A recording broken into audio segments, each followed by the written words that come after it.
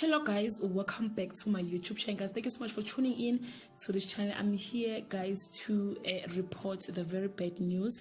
Ladysmith Black Mambazo founder Ubaba Shabalala have passed away. The East Katamia musician retired in 2017 and had an issue with his health ever since.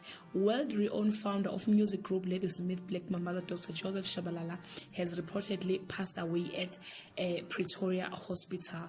Shabalala was battling with his health since retirement from multi-Grammy award-winning Ladysmith Black Mambazo group.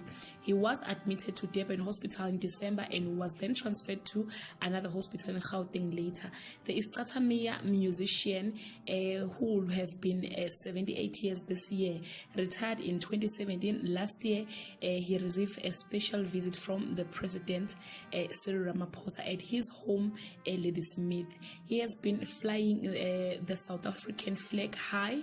Ladysmith has collaborated with musicians such as Paul Simon and Dolly Parton. The group marks 60 years of existence this year. Yes guys, may his soul rest in peace, and you can share your condolences on the comment section. Till we meet again, I love you so much guys. Bye.